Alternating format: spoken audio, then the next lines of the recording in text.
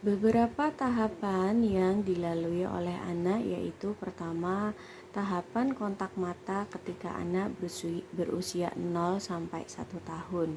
Dari usia 0 sampai 1 tahun, kita bisa mendeteksi apakah anak ini memiliki masalah pada gangguan fokusnya atau tidak ketika dia dipanggil menoleh, ketika ada suara dia menoleh, dan ketika diberi instruksi dia akan memberikan respon. Kemudian ke tahapan kedua yaitu tahapan motorik. Pada usia 6 sampai 7 bulan, anak mulai belajar untuk menggulingkan badannya, tengkurap. Kemudian dilanjutkan dengan merangkak dan kemudian tertatih berjalan. Untuk tahapan motorik yang pada bagian merangkak, Bapak, Ibu, dan para orang tua jangan merasa senang terlebih dahulu jika anaknya melalui tahapan merangkak ini dengan cepat. Karena apa? Tahapan motorik pada bagian merangkak ini cukup penting untuk stimulasi linguistik atau bahasanya, stimulasi berpikirnya, korelasi ruangnya, atau spasial yang dimana itu berkenaan dengan cara dia berpikir atau cara dia mengolah sesuatu. Kalau pada tahapan sekolah nanti akan berpengaruh pada bagaimana cara dia berhitung.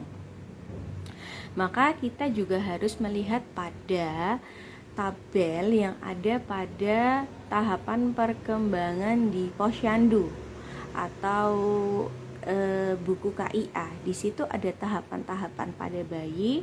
Kalau Bapak dan Ibu mempersiapkannya ke dokter tumbuh kembang dan dokter anak itu juga jauh lebih baik. Tapi tahapan dasarnya ada di buku KIA atau di kartu Posyandu, di mana kita bisa melihat secara signifikan, pada usia 0 sampai 6 anak ini mulai ada kontak mata. Usia 1 sampai 3 mungkin dia berjalan, berlari, melompat. Tidak usah terburu-buru, semua ada prosesnya. Jika terlalu cepat itu juga kurang baik. Jika terlalu lama itu juga nanti berpengaruh pada postur tulang kakinya. Jadi semuanya disesuaikan dan tetap dilatih. Untuk tahapan bahasanya sejari usia 0 tahun itu bisa distimulasi dengan gambar-gambar besar. Ketika anak sudah mulai ada kontak mata bisa digunakan flashcard.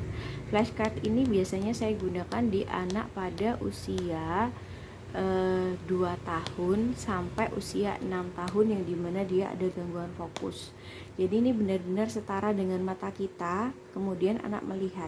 Jadi ketika ini ada di depan hidung kita, mata anak mau tidak mau setara dengan kita. Kalau anak tidak bisa diberi instruksi, maka yang kita katakan adalah lihat aku, lihat mataku, lihat yang ku pegang. Apa ini?